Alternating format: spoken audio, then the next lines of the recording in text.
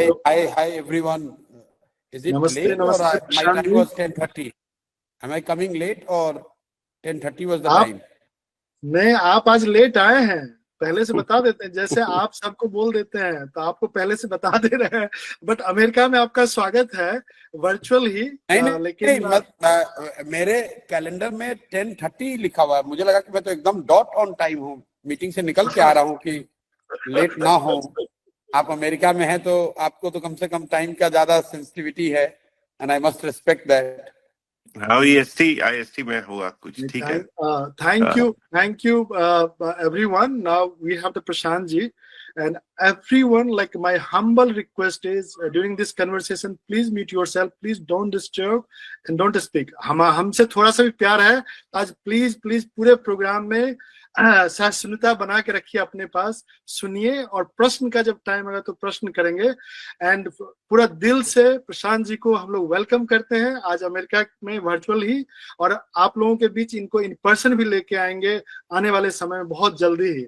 सो प्रशांत जी जो सोच रहे हैं, जो करना चाहते हैं, वही हम आप सब अमेरिका में बैठ के करना चाहते हैं कि हमारा बिहार एक गौरवशाली बिहार जो था वो गौरवशाली बिहार बने, और उसी रास्ते में हम लोग इनको जो लाना चाहते हैं गौरवशाली बिहार, हम लोग कुछ कर पाए।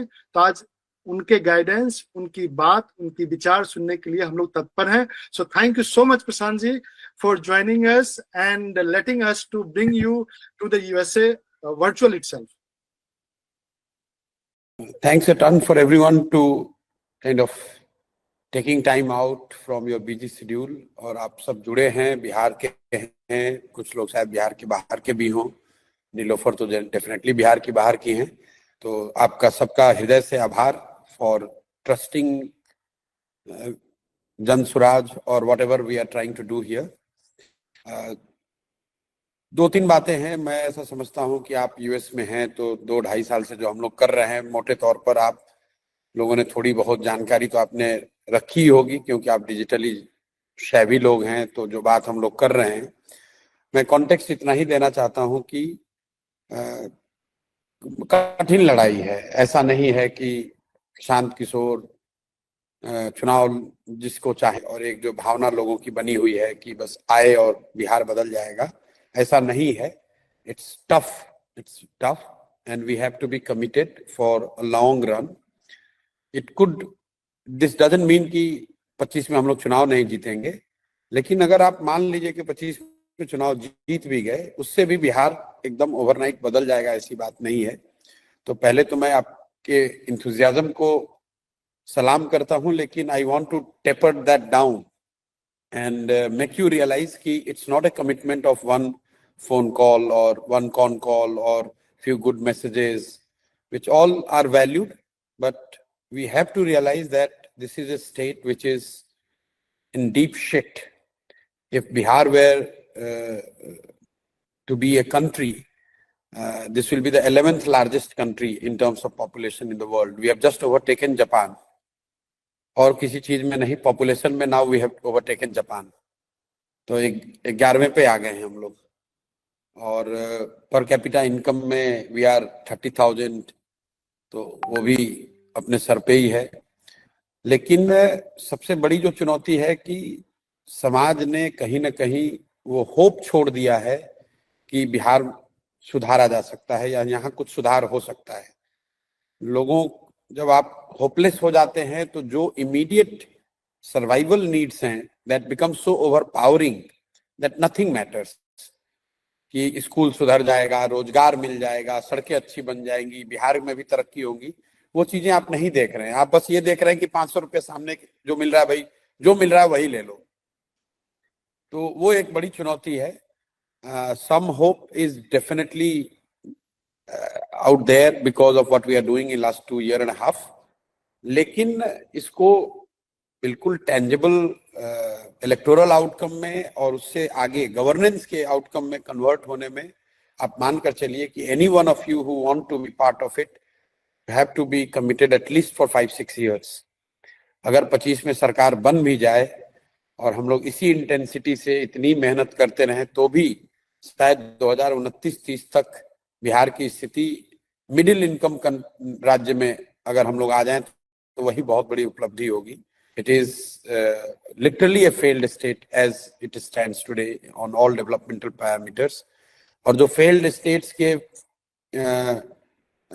कैरेक्टरिस्टिक्स होते हैं पॉपुलेशन में, वो यहाँ पे दिख रहा है. जैसे आप अफ्रीका में चलिए और सम टाइम वी थिंक कि भाई अफगानिस्तान के लोगों को समझ में नहीं है, क्यों नहीं आ रहा है, 20 साल से लड़े क्यों जा रहे हैं. सूडान में लोग एक दूसरे को 20 साल से सिविल वॉर में क्यों है. क्योंकि जब आप उस स्टेट फेल्ड स्टेट में हो गए हैं तो फिर लोगों को ये चिंता नहीं है सूडान में कि हमारे बच्चे पढ़ेंगे कैसे. उनको ये चिंता है कि भाई किसको गोली मार के कौन सा जगह कब्जा कर लूं. तो बिहार में भी वो स्थिति है.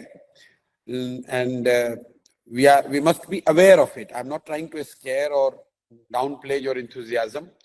Not to say कि कोई जनसुराज को लेकर मेरी फेथ में 1% भी कोई कमी आई है. बिल्कुल 25 में जनसुराज जीतेगा, इसमें कहीं कोई दो मत नहीं है. जो भी भगवान ने मुझे समझ दी है, इलेक्टोरल समझ, वो क्लियर मुझे दिख रहा है कि बिल्कुल एक तरफा हम लोग जीतेंगे. भगवान ने चाहा 11-12 महीने और हैं, बीमार नहीं पड़े तो निश्चित तौर पर सफलता, चुनावी सफलता, बड़ी सफलता मिलेगी.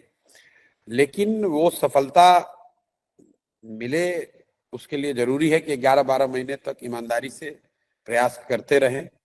और आप सबका सहयोग, सुझाव सिर्फ फोन पर नहीं, व्हाट्सएप पर नहीं, we have to do a little bit more. And ये जो पूरा जेएसओ का नेटवर्क है, अगर आप उसको एनआरबी से जोड़ दें, मतलब नॉन रेजिडेंट जो बिहारी हैं जो इंडिया में रहते हैं, तो हम लोग का अनुमान है कि कोई 1 करोड़ बिहार के लोग आज बिहार से बाहर या तो इंडिया के अलग अलग हिस्सों में हैं या देश के बाहर है. और ये 1 करोड़ आदमी अगर कुछ न करे, 5-5 लोगों को भी फोन से के जरिए भी अगर कन्विंस कर दे तो बहुत बड़ा एक एसेट, बहुत बड़ा कंट्रीब्यूशन आपका हो सकता है. क्योंकि जितनी बार मैं जेएसओ या एनआरबी के संगठन से बात करता हूँ, ज्यादातर लोग ये कहते हैं प्रशांत जी हम क्या कर सकते हैं, जल्दी बताइए क्या करें. और लोग बहुत बड़ी बड़ी बात करते हैं कि भाई मैं वहां आ जाऊं, मैं पैसे कंट्रीब्यूट कर दूं, संगठन बना दूं, एजुकेशन हेल्थ में ट्रांसफर के आइडिया दे दूं. उन सब चीजों का महत्व है, लेकिन सबसे बड़ा महत्व है कि भाई आप अपने गांव में 5 आदमी को जनसुराज से जोड़िए. अपने गांव के 5 आदमी को ये बताइए कि भाई तुम लगो इसमें. क्योंकि आप जहां बैठे हुए हैं आप वोट नहीं प्रभावित कर सकते हैं, लेकिन लोग आपको एडमायर करते हैं. आपके गांव में आपका जो नेबरहुड है, आपका जो गोतिया है, आपका जो गांव का शागिर्द है, आपका जो क्लास का साथी रहा है, जो कहीं आप अमेरिका चले गए वो तो यही गांव पे ही रह गया, छूट गया, वो समझता है आपकी बात का बड़ा वैल्यू करता है. उसको लगता है भाई ये होशियार लोग हैं. मैं बार बार कहता हूं जो काबिल लोग हैं, काबिल तो क्या मतलब, जो मेटेरियलिस्टिक तरीके से या समाज के नजरिए से सक्सेसफुल है, उनका वोट पर कोई प्रभाव नहीं है. उनका प्रभाव बस ये है कि जब वो लोग जुड़ते हैं तो जो जिनका वोट है वो उनको लगता है कि भी अच्छा ये लोग जुड़ रहे हैं तो हमें भी जुड़ना चाहिए. तो आपका वो इफेक्ट है. आपका खुद का वोट इतना नहीं है, लेकिन आपका प्रभाव बहुत बड़े वर्ग पर है. मतलब जो आदमी अमेरिका में रह रहा है, अगर आप अपने गांव से गए हैं, आप अमेरिका में चाहे बहुत बड़ी तरक्की वाले बहुत बड़े जगह पे न भी हो, लेकिन बिहार के किसी गांव के लिए तो आप बहुत बड़े अचीवर हैं. शायद हैं भी, मैं ये नहीं कह रहा हूं कि आप अचीवर नहीं हैं, लेकिन बिहार के गांव में रहने वाले व्यक्ति को आप यूएस में कितना संघर्ष कर रहे हैं या कितनी अच्छी जगह पर हैं, इससे महत्व नहीं. उसको तो ये मतलब भैया ये अमेरिका में रहते हैं.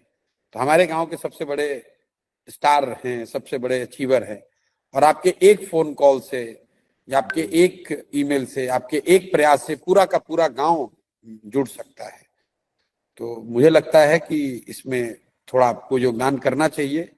लेकिन मैं इसके साथ साथ एक और डिसअपॉइंटमेंट अपना जो शेयर करता रहता हूँ, पिछले 2-2.5 साल में जितनी बार मुझे इस तरह के लोग मिले हैं, चाहे वो यूएस के हों, एनआरबीज हों, पढ़े लिखे समझदार लोग, सो कॉल्ड इंटेलेक्चुअल्स, पैसे वाले, बिहार के सक्सेसफुल लोग, मतलब beyond sessions I have not seen anything very tangible on the ground.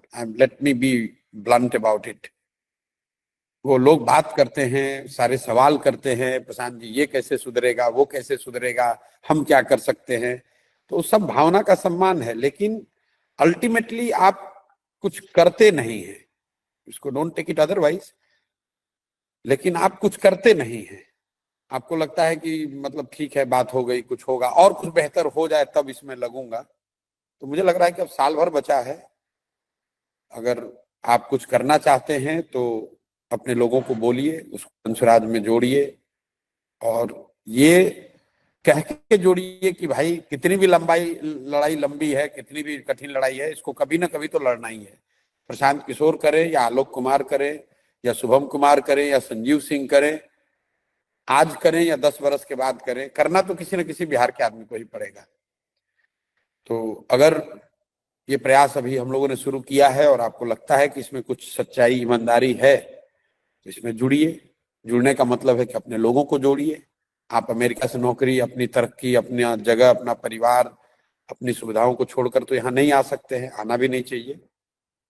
लेकिन आपका एक फोन कॉल, आपका एक एडवोकेसी मैसेज, वो फर्क ला सकता है, बड़ा फर्क ला सकता है। यही बात है। बाकी आपके जो सवाल हैं, सवाल आप पूछिए, मैं जवाब कोशिश करूंगा कि जो हमारी समझ बनी है वो उसके हिसाब से आपको जवाब दें।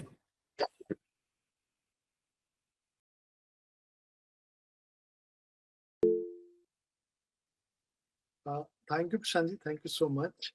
तो हमारे बीच कुछ प्रश्न हैं एंड मैं स्टार्ट करना चाहूंगा और उनको बोलूंगा अनम्यूट होने के लिए भी। First question from the Saurabh Priyadarshi ji. Doctor Saurabh Priyadarshini ji is a research assistant professor at University of Illinois Chicago. His research area are genetics and gene regulation in antibody formation. और ये सिवान जिला से आते हैं, बिहार से। तो सौरभ प्रियदर्शी जी प्लीज आप अपना प्रश्न पूछ लें directly. Hi Prashant ji, thank you for joining with us. मेरा नाम सौरभ प्रियदर्शी है और मैं बसंतपुर गांव के सिवान जिले से हूं, और अभी मैं रिसर्च असिस्टेंट प्रोफेसर हूं यूनिवर्सिटी ऑफ इलिनॉइस शिकागो में। तो जो मेरा क्वेश्चन है आपसे कि हम लोग सब जानते हैं कि higher education is directly correlated with development of a society और स्टेट, ठीक है। लेकिन हायर एजुकेशन के लिए इंस्टीट्यूशंस चाहिए, जो कि बिहार के पास बिल्कुल नहीं है। जब इंस्टीट्यूशंस बढ़ते हैं तो पता नहीं हमारे एमपी जिनको हम सेलेक्ट करके भेजते हैं वो डिमांड करते भी हैं, उनको इसकी उपयोगिता पता भी है या नहीं हम लोग नहीं जानते हैं। Suppose council of scientific and industrial research के 40 इंस्टीट्यूशंस ऑल अक्रॉस इंडिया में है, एक भी बिहार में नहीं है। डिपार्टमेंट ऑफ बायोटेक्नोलॉजी के 20 इंस्टीट्यूशंस ऑल अक्रॉस इंडिया में है, एक भी बिहार में नहीं है।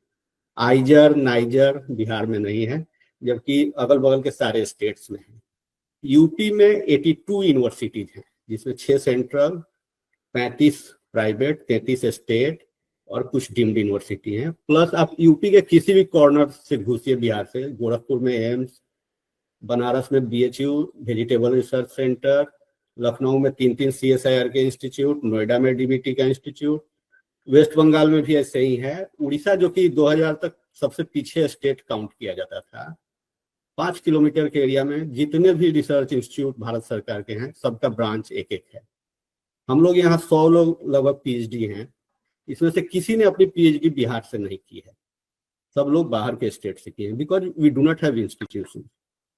तो क्या जन सुराज, बिकॉज हम लोग डेवलपमेंट की बात कर रहे हैं, तो जन सुराज इस चीज को क्या उठाएगा? बिकॉज वहां के लोगों को इसका इम्पोर्टेंस नहीं पता है, लेकिन एक इंस्टीट्यूशन पूरा ट्रांसफॉर्म कर देता है एक स्टेट को। जैसे Kalinga institute of technology Orissa में है, भुवनेश्वर में, उसके लगभग लाखों लोग USA में है। मैं इंस्टीट्यूट ऑफ लाइफ साइंसेज से हूँ, भुवनेश्वर से, डिपार्टमेंट ऑफ बायोटेक्नोलॉजी से, उसके 200 लोग, अभी ये इंस्टीट्यूशन 20 साल में Please conclude your question. Okay, so how Jan Suraj is going to deal with it? अगर जन सूरज के MPs बनेंगे तो क्या इस मुद्दे को उठाएंगे, हमारे अधिकार के लिए डिमांड करेंगे सेंटर से? बिल्कुल नहीं उठाएंगे। मतलब मैंने आपको पहले ही कहा अपने ओपनिंग रिमार्क्स में कि मेरे भाई आप सिवान बसंतपुर से हैं, अमेरिका में चले गए हैं, लेकिन कहीं ना कहीं आप बिहार की जो सच्चाई है उससे बिल्कुल विमुख हो गए हैं। आप आंकड़े बता रहे हैं कि कहाँ पर कितनी यूनिवर्सिटी हैं, सेंट्रल यूनिवर्सिटी है। सिवान में 60% बच्चे पहली क्लास पढ़ने की उनकी सुविधा नहीं है, और आप सेंट्रल यूनिवर्सिटी की बात कर रहे हैं। आपके गांव बसंतपुर में मैं गया हूँ, आपके बसंतपुर गांव में कोई प्राइमरी विद्यालय नहीं है जहां पर बच्चे पढ़ रहे हैं। तो किस दुनिया में हम लोग जी रहे हैं मेरे भाई। ये बातें, मैं ये नहीं कह रहा हूं कि हायर एजुकेशन पर ध्यान नहीं होना चाहिए या हायर एजुकेशन पर कुछ किया नहीं जाएगा, लेकिन ये बातें ड्राइंग रूम में बैठ के अच्छी लगती हैं कि हायर एजुकेशन होना चाहिए, सेंटर से डिमांड होना चाहिए। डिमांड करने से कुछ नहीं होने वाला है। अगर यहाँ पर इंस्टीट्यूट बन भी जाए तो उससे क्या हो जाएगा। जिन स्टेट्स की आप बात कर रहे हैं वहां पर एजुकेशन की हालत वो नहीं है जो कि बिहार में है। बिहार में 10 लाख टीचर होने चाहिए, बिहार में 3.5 लाख टीचर हैं, और वो 3.5 लाख टीचर में 3,97,000 टीचर हैं, उसमें 3.5 लाख वो टीचर हैं जो शिक्षा मित्र के तौर पर उनकी बहाली हुई थी, जिनको 2,000 रुपए देकर एक तरह से आउटरीच के लिए रखा गया था। जितने नियमित शिक्षक थे वो धीरे धीरे रिटायर हो गए, और पिछले 20-30 सालों में पूरी शिक्षा व्यवस्था अब उन शिक्षा मित्रों के भरोसे है जिनका कोई क्वालिफिकेशन नहीं है, जो कभी शिक्षक थे ही नहीं। अब वही हेडमास्टर है, वही पढ़ा रहा है, जो कि 2,000 रुपए पर, जिसकी बहाली मुखिया ने इस नाम पर की थी कि वो हमारे जाति का है। और आप बायोटेक्नोलॉजी की बात कर रहे हैं, नैनो टेक्नोलॉजी की बात कर रहे हैं। नहीं, ये हमारी प्रायोरिटी नहीं है। हमारी प्रायोरिटी ये है कि बिहार में जन स्वराज की अगर व्यवस्था बने तो 15 साल से कम उम्र के बच्चों के लिए पढ़ाई पर 5 लाख करोड़ रुपए का खर्च किया जाए। और वो 5 लाख करोड़ रुपए इकट्ठा करने के लिए जो मैं बात कह रहा हूँ कि शराबबंदी हटाई जाए, क्योंकि ये पैसा है नहीं बिहार के पास। तो अगर 20,000 करोड़ रुपए जो शराबबंदी का है, कई लोगों ने इसको ऑब्जेक्ट भी किया कि आप सीधे कोरिलेट कर रहे हैं। मैं सीधे कोरिलेट नहीं कर रहा हूं, लेकिन 5 लाख करोड़ रुपया आएगा कहां से?